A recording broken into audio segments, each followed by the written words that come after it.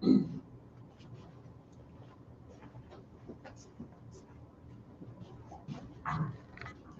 everybody. Good afternoon. I'm Paul Kagabine. I'm the Adult Services Specialist here at the library, and this is the third installment in our Park Chats series in collaboration with Hot Springs National Park. The first two episodes in this bi-monthly, as in every other month, not twice a month, series featured Park Ranger Kane West, but today Kane's boss, the Park Superintendent Laura Miller, is our special guest. The next entry in this series will be on the fourth Wednesday in October, and then we'll have another one in December. So stay tuned for announcements on what those presentations are going to be about after this. But we are very happy to continue working with the National Park to be able to host this series. So let's please give a warm welcome to the Superintendent Laura Miller. Turn me all the way up. Can everybody hear me okay? All right, even you in the back? Bring me in the back. All right, awesome. Got to make sure of that. Are we ready? Yay. All right. Well, good morning and thank you, or good afternoon, and thank you all for being here. So good to see everybody.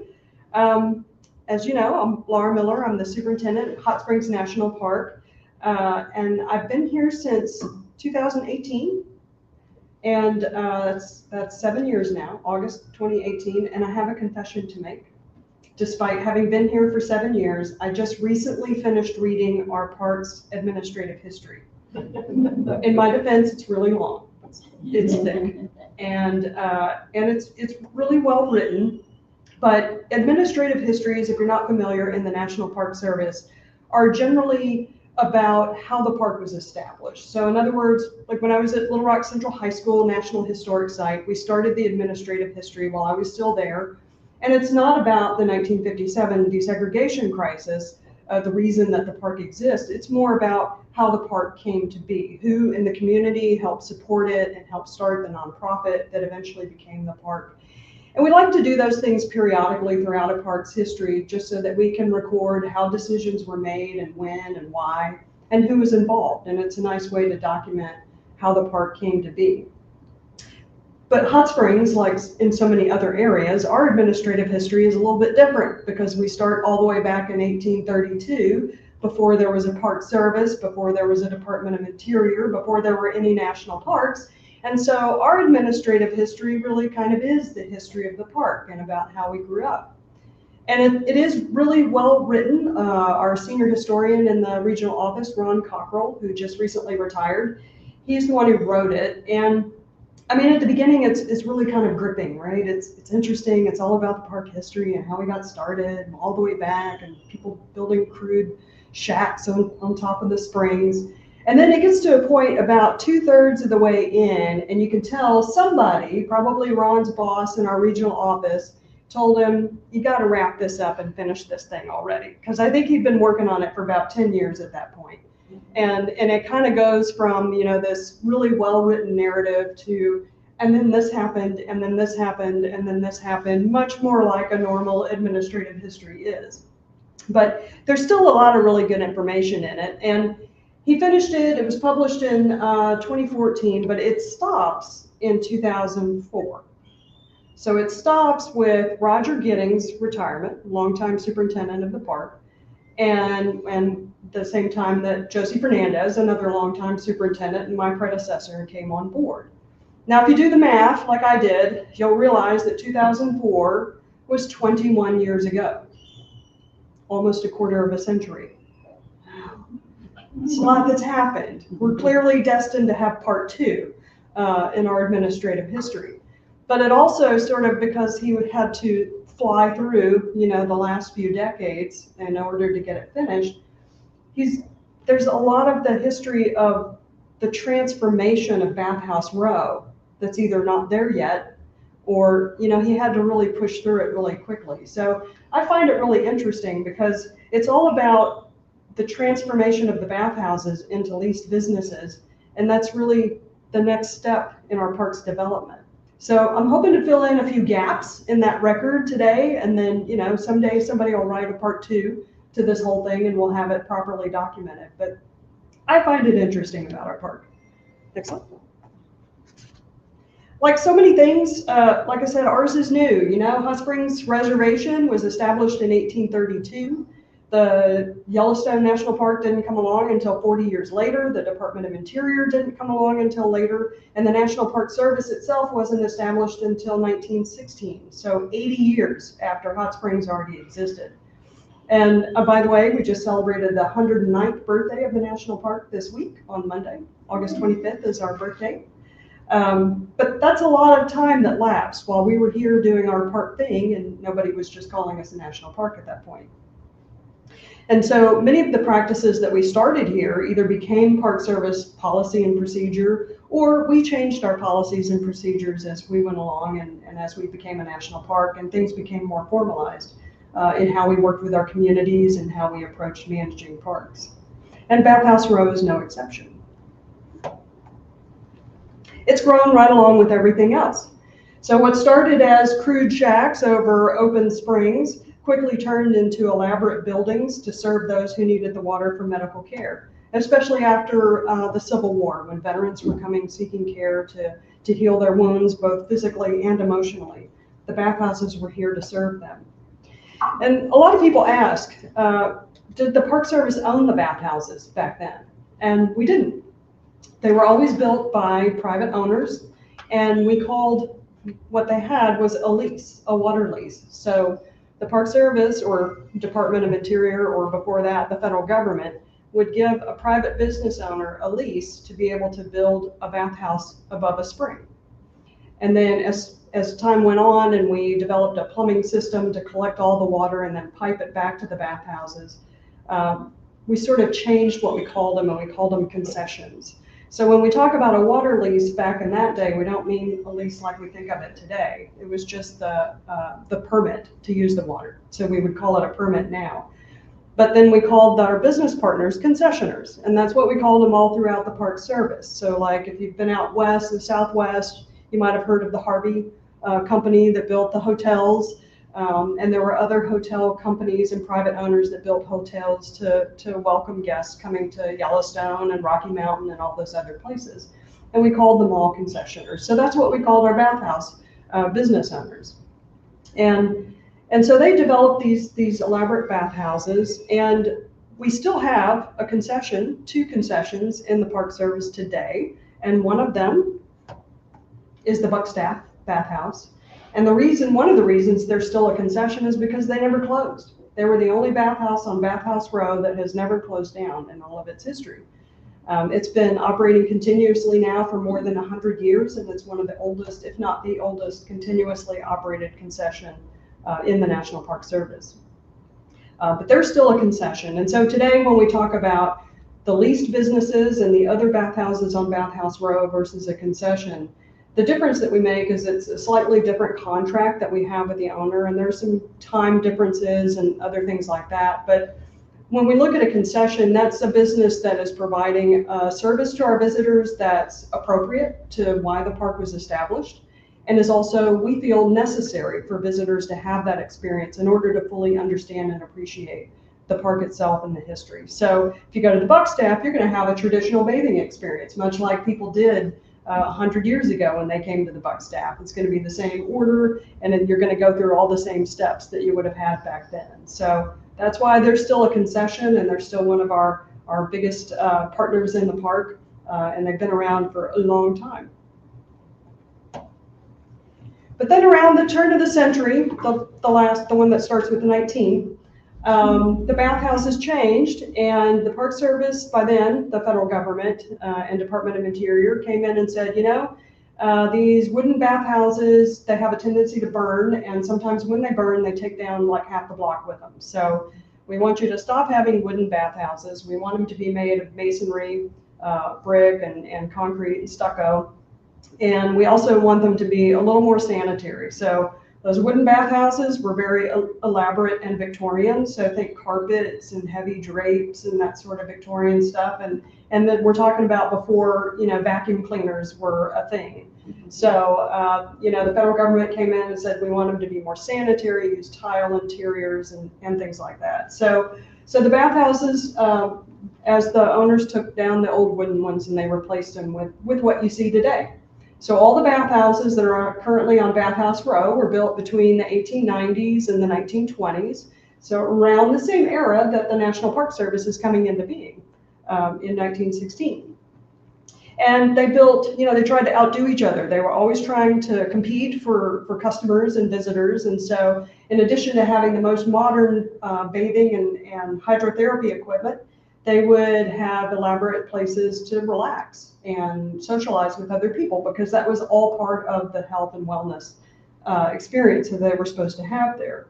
And a couple of them, like the Fordyce, built a gymnasium on the upper floor that's still there. And that was to help, once you had your bath and you were feeling better and you had better mobility and movement, you were supposed to exercise. And so they had a gymnasium, and the park trails were designed for the same thing.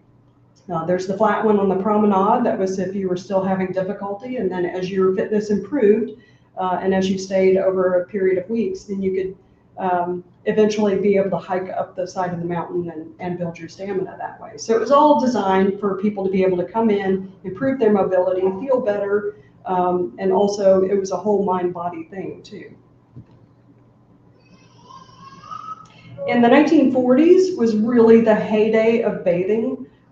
This is right around World War II and just after. And in 1946, we had the park, all the different partners offering baths, gave baths to about 1 million people that year. So they were averaging a lot of baths, not just on Bathhouse Row, but in some of the spas that other hotels downtown had. So that was really kind of the heyday. And in that decade, the Park Service extended contracts to a lot of other hotels and businesses downtown to be able to use the water. But you know what they say about all good things coming to an end and about change. It's inevitable, and within about 15 years, by 1958, the bathhouses were facing declining business. The Fordyce Family Partnership blamed a lot of competition from businesses outside that could offer more things. Like if you're in a hotel, you're offering hotel rooms, but the bathhouses couldn't do that.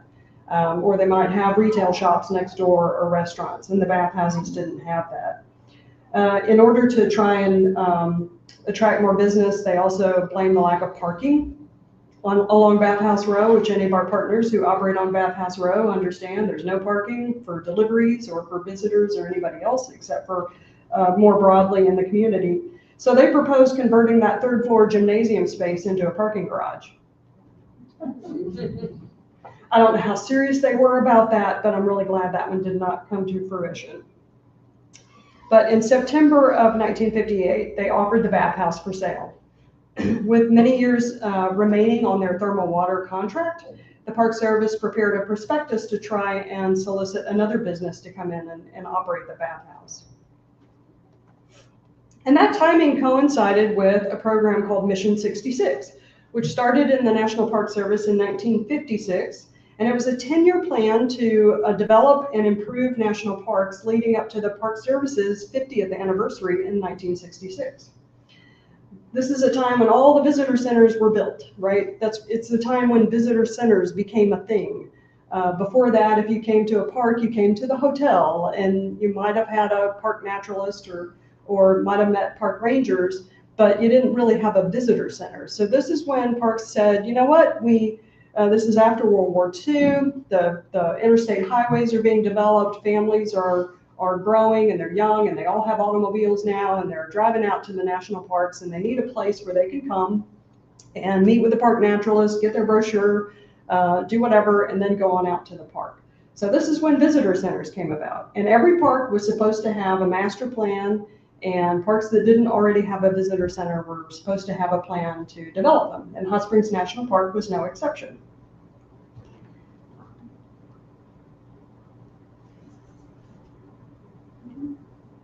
But the Fordyce was still on the market and it had no buyers. So in 1962, the then superintendent, Raymond Gregg, suggested to the regional director that the NPS should purchase the Fordyce and use it as the park visitor center instead of building something new and modern like that building on Arlington Lawn, as the master plan had called for. You can imagine what that would have looked like today. If you want to see a Mission 66 Visitor Center, Pea Ridge National Military Park up in Northwest Arkansas is a Mission 56 Visitor Center. But I'm kind of glad that that didn't happen here. While the Park Service struggled with whether or not it would be feasible to convert the Fordyce into a visitor center, the Fordyce Family Partnership closed its doors for good in 1962 after requesting a suspension of their contract with the Park Service.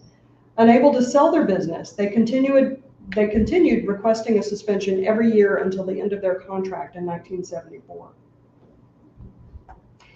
In 1963, the Park Service and Department of Interior proposed to remove the bathhouses from the park.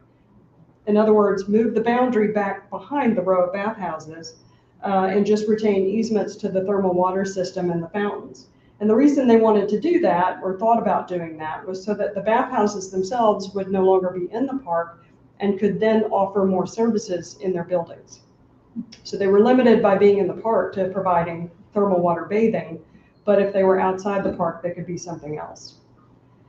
However well-intentioned that was, it didn't sit well with local and state leaders because they saw it as maybe the first step in removing national park status from Hot Springs National Park, which was a theme that would go on over the years.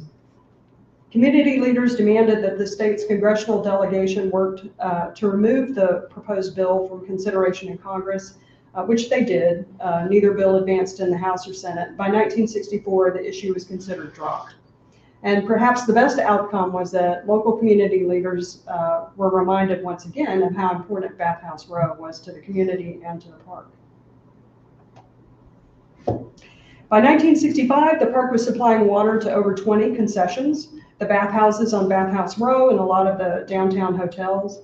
While tourism was rising, the number of visitors to the bathhouses dropped to about 400,000 people each year, from a high of 1 million in 1946 to less than half of that 20 years later.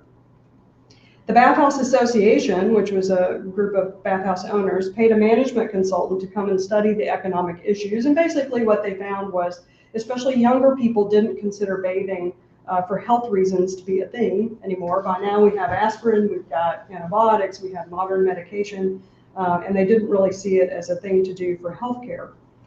So the economic study recommended a rate increase to help them overcome the loss of business, and that's always a double-edged sword when you raise prices.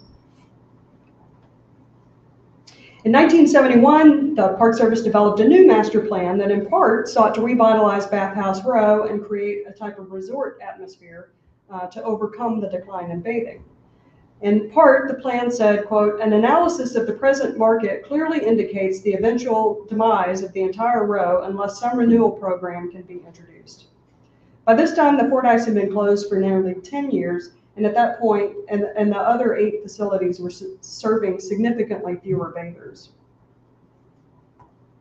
The plan called for a new design of Bathhouse Row that would remove the Superior and the Lamar, but preserve the other 6 bathhouses, which would be modernized for public services, potentially including such things as restaurants, beauty salons, and dance and music venues. Interestingly, this plan also called for removing vehicular traffic from Central Avenue to create a pedestrian mall and rerouting traffic to a new 4-lane bypass tunnel underneath West Mountain. You can't say we're not dreamers. Also glad that didn't come to fruition, and not surprised either. In 1972, the Park Service prepared a slimmed down version of their plan that still had some questionable proposals, like an aerial tramway through downtown and a pedestrian underpass under Central Avenue. But it did call for the buildings on Bathhouse Row to be preserved and envisioned some new uses for some of them, such as retail or restaurants. In 1973, Bathhouse Row was added to the National Register of Historic Places. It would become a National Historic Landmark in 1987, and the Park Service renewed its commitment to working with concessioners to preserve the businesses from further deterioration.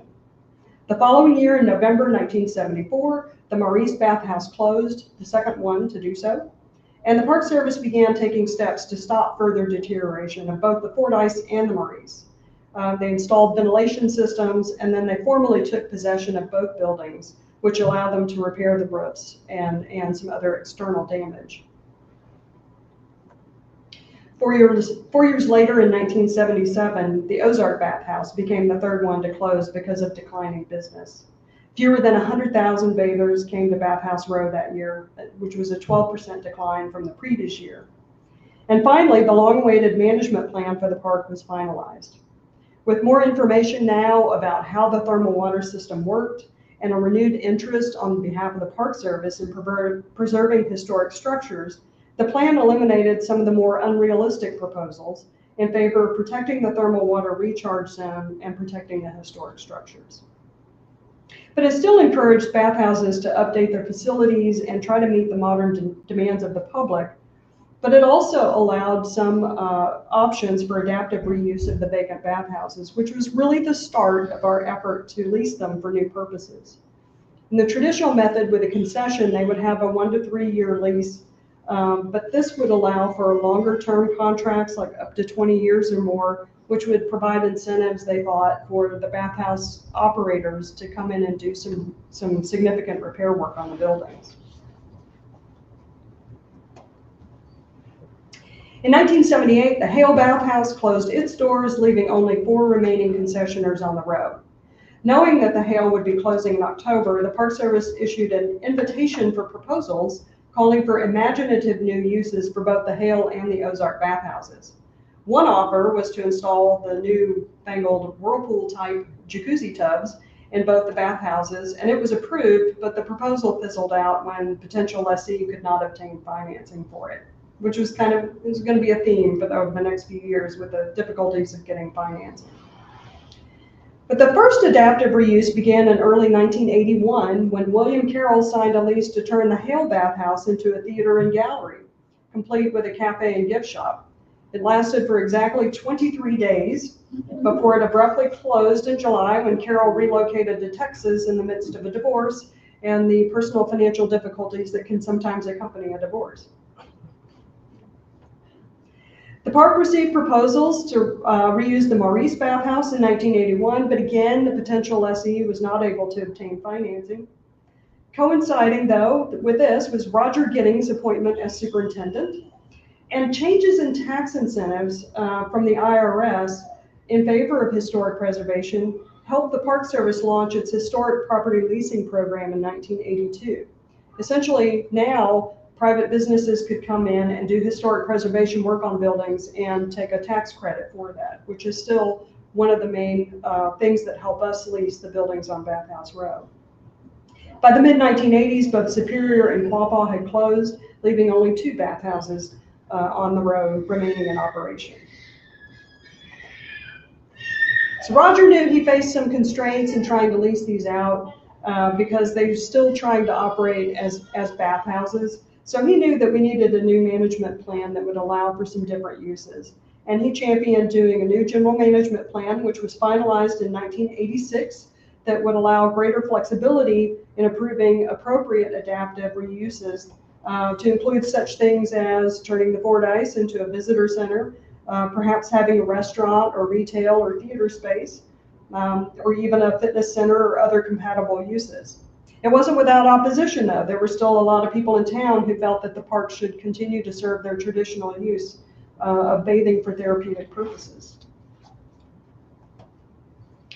But approving other uses other than a bathhouse meant that the bathhouses themselves would have to undergo substantial change indoors. Walls would have to come down, fixtures removed, and things reconfigured. And this meant that the Park Service would need to prepare historic structures reports to both document what they were and guide how they could be developed and future construction in them. New leasing contracts, as opposed to the concession contracts, allowed for the business owners, like I said, to take advantage of these tax credits. And also the leasing contracts, like the ones we have now, are for 50 years, which give a business owner the ability to depreciate the investments that they make in it and make it more likely to get financing for properties. And the Park Service understood that they needed to lead the effort to restore the bathhouses because improvements on the park side of Central Avenue could help spur development on the city side of downtown. Congressman Burl Anthony urged his fellow members to step in, saying, quote, "It's not good stewardship of public property if something remains vacant for 21 years. I would add, or 50. He said that the park and downtown were decaying and dying, and said, if you don't put in any public money, the private sector is not going to put any money in either. At the same time, local community members led by Clay Farrar Jr. renewed efforts to redevelop the Fordyce as the Park Visitor Center. And in 1985, Congress approved $1.1 million to begin planning for just that effort. And concurrently, the park issued a request for proposals to lease the other 5 available bathhouses, the Hale, Maurice, Ozark, Quapaw, and Superior. And in October, the park received about 18 proposals that included such things as plans for food service, overnight accommodations, performing and fine arts, retail sales, and medical and health uses. But before they could even do any of those, soon after the Lamar closed its doors, leaving only the Buckstaff as the sole remaining operating bathhouse. In March of 1986, Superintendent Giddings announced that the Park Service would negotiate a lease with prominent Arkansas businessman Melvin Bell for the 5 vacant bathhouses. He was going to take all of them on in one big master lease. Bell was the chairman and CEO of Environmental Systems Company, or ENSCO, in Little Rock, which was a hazardous waste disposal firm, and he had recently purchased Magic Springs. He also had leases on several other buildings downtown, so a lot of different business interests around the state. Bell proposed a musical instrument museum for the Superior, a bed and breakfast for the Hale, a restaurant and offices for the Maurice, a fitness center and health spa for the Quapaw, and an art center for the Ozark. The negotiations moved slowly, but finally Bell and NPS announced a lease agreement in 1987 to great fanfare. A guy named Governor Bill Clinton, you might have heard of him, was there. Congressional members were there. And there was a lot of excitement in the community when the lease was announced. And the signing included about a year period for Bell to submit approved rehabilitation plans so that he could begin construction. At the same time, work commenced on turning the Fordyce into the Park Visitor Center with a $5.1 million earmark from Congress, thanks to strong support from the local community and the congressional delegation. And it opened to the public in 1989. Bell continued to delay starting work on the other bathhouses, and they continued to deteriorate. In 1990, the Park Service delivered an ultimatum to him saying, begin the bathhouse rehabilitation or we're going to terminate your lease agreement. And in 1991, the NPS had to terminate the agreement after he failed to begin any kind of work on it. Following the end of the lease agreement, the Park Service assumed responsibility for stabilizing the historic structures and attempting to lease them again. The park continued to consider various leasing proposals, none of which really came to fruition, and a lot of that had to do with the difficulty in obtaining financing. And it also began a series of historic preservation projects to provide much needed work for the building, thinking if we could get some of this work done, then maybe we'd have an easier time leasing it. From 1994 to 2004, the Park Service spent $12 million to stabilize the bathhouses, including abating asbestos and lead paint, doing roof repair and replacements, and other exterior renovations. And those efforts finally paid off. Shifting strategy, the park moved to leasing individual bathhouses rather than trying to do them all as one block. And offering them as single units allowed them to, each business owner, to have a better opportunity to be able to take on that kind of work. Local architects Anthony Taylor and Bob Kempkes opened the Quapaw Bathhouse as a modern spa in 2008, and their success sparked renewed interest in adaptive reuse on Bathhouse Row. 5 years later, in 2013, Rose Schweikart opened Superior Bathhouse Brewery. And then Mayor Pat McCabe and his wife Ellen opened Hotel Hale in 2018. So I got to walk on the job and cut a ribbon my first month here. It was fantastic. And then this past May, Mystic Ozark opened in the former Ozark Bathhouse. If you haven't been there yet, I highly recommend it. It's a fun experience. For Bathhouse Row, success has bred success. The first lease at Quapaw showcased the viability of bathhouse businesses, making it somewhat easier for other tenants, future tenants, to secure financing from local banks. Each lessee has invested now between $2 and $5 million in their leased properties, and the 50-year leases further encourage our business partners to invest in maintaining the buildings. And everything they do for those buildings means something the taxpayers aren't paying for. So it's definitely a win-win. And they support each other. They've been generous with each other and sharing knowledge of historic preservation, how to work in the bathhouses, how to navigate the Park Service compliance process, and even how to obtain financing for your projects. And now, as of last week, we are preparing a final request for proposals for one of the largest bathhouses, the 23,000 square foot Maurice. Prior to leasing the building, we're going to undertake approximately $23 million in renovations funded through the Great America Outdoors Act and the National Park and Public Lands Legacy Reconstruction. And you might have heard a different amount last week. We talked about 31.6 million, and that's because we have about 23 million coming from the Great America Outdoors Act Fund, the Legacy Restoration Fund. But the other work is other fund sources that we're bundling to take advantage of some efficiencies of having a general contractor on site. So we had some other money and some other projects to do things like a roof replacement on the Fordyce, a roof replacement on the Buckstaff, and installing air conditioning, central air conditioning in the Buckstaff for the very first time in its history.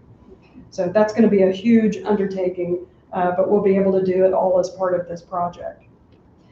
In the Maurice, though, the funding is going to go to doing things like upgrading their HVAC, fire suppression systems, plumbing, electrical, putting a new roof on it, new windows on it, all the things that would be very difficult for somebody else to be able to come in and do, and then invest in a new business. But with the success of all the other bathhouses, we hope to have significant interest for this final leasing opportunity on Bathhouse Row. So leasing Bathhouse Row has not only enabled the Park Service and our partners to preserve these historic structures, but it's also energized downtown Hot Springs. Much as they have for nearly 2 centuries, visitors are drawn to Hot Springs for the thermal waters, and visitation continues to increase. And all of them are still using the thermal water for the traditional uses of bathing, drinking, or in the case of Mystic Ozark, educating some of our younger and young at heart visitors about the magic of the water and the amazing natural gift that it is. The success of Bathhouse Row today represents a nearly 50-year effort by park staff and the community, and their long-term thinking has showcased what public-private partnerships can do in preserving these historic structures, in developing small business opportunities, and in enlivening our community. And it's going to be up to all of us to keep that alive and vibrant into the 2nd century of our park's existence, which, by the way, is happening in 7 years in 2032. So we need to prepare for a party. But we're very excited about Bathhouse Row and the story of how it's transformed itself from what was once healthcare into the vibrant opportunities that there are today for our visitors. We also have a couple of other upcoming projects I'm happy to tell you about. We're getting a new park film that's going to be shown in the Fordyce. The current one was done in the 1980s, and a lot's changed since then, not just Bathhouse Row. So we're excited about that debuting soon. We're also working with Explore Us, which is our other park concessionaire that operates the Hot Springs Mountain Tower, to put all new exhibits in the Hot Springs Mountain Tower. So in a couple of years, you'll have a new experience up there. And we're also developing the new wayside exhibits that are along Bathhouse Row in front of each of the bathhouses. For those of us who work in the park, we often have experiences where we'll be out on Bathhouse Row and have a visitor come up and say, "How do I get to the park?" So we're hoping that the new signs will say, "Welcome to Hot Springs National Park," and also the visitor centers that way, or that way, depending on where the signs are. But we have a lot going on. We're very excited about it, and I appreciate the opportunity to come and talk to you all about it today and tell you about all the good things going on. That's it.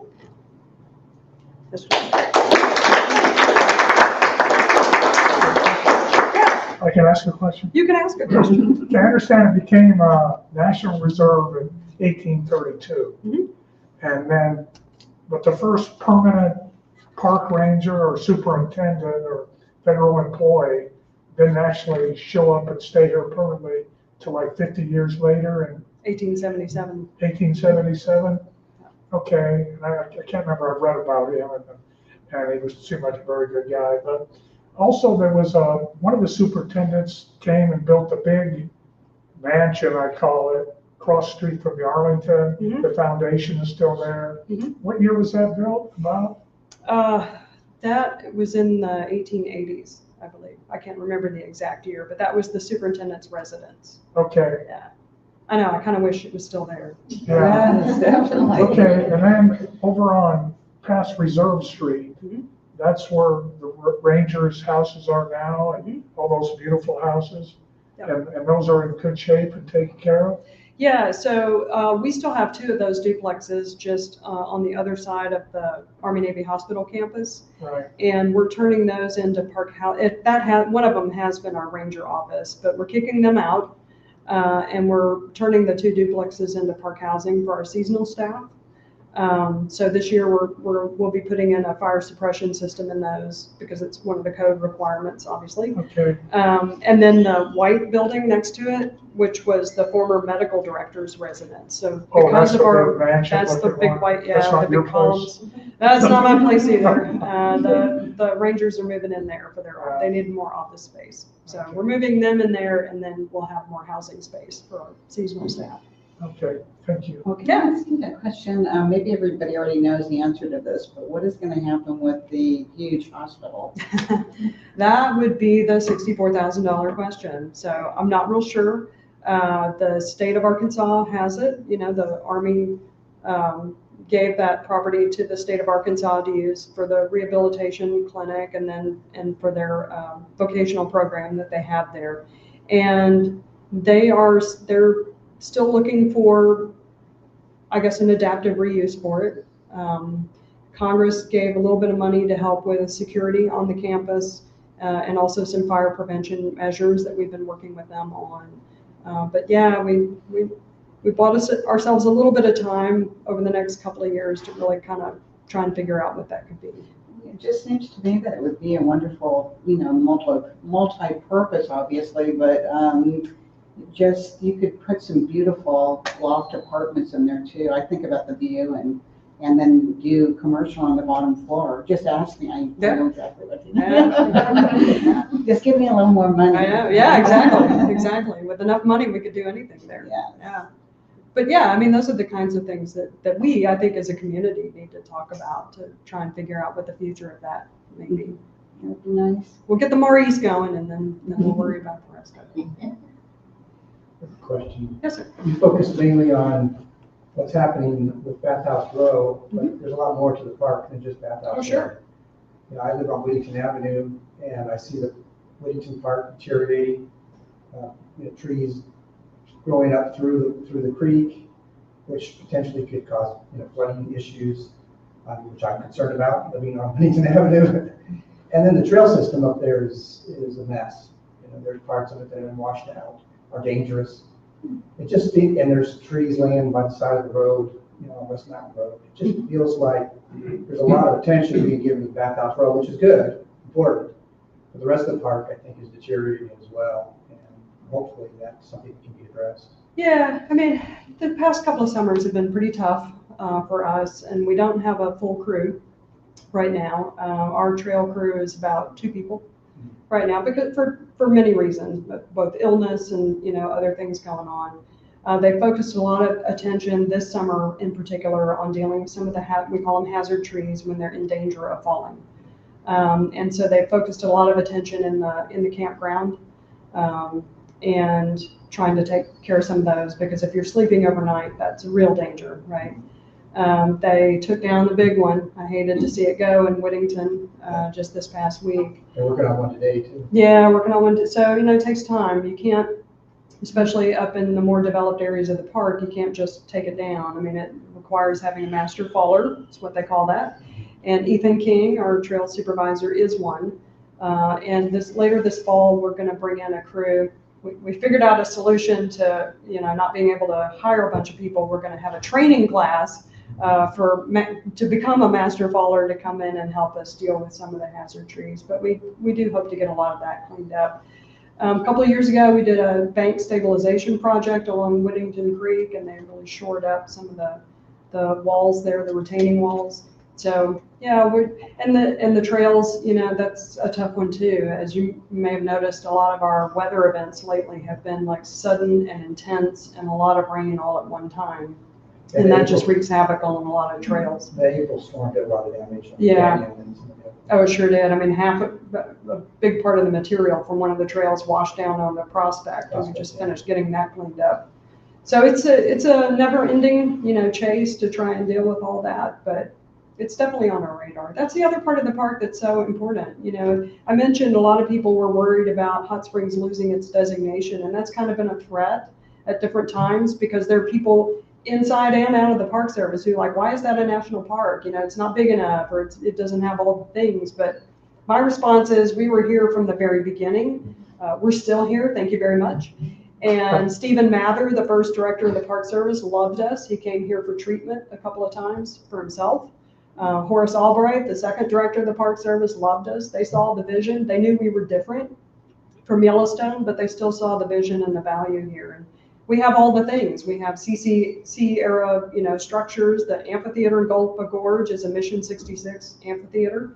The comfort stations, which it's what we call bathrooms in the Park Service, they're Mission 66. I mean, every era of the Park Service is reflected in Hot Springs National Park in some way or other. So it's really a unique and special place, and we appreciate all the different areas of the park. I love the trails. I love that I can be on a trail and feel like I'm out in the middle of the woods and then turn a corner and there's a city with a coffee shop or, a restaurant right at the bottom of the hill.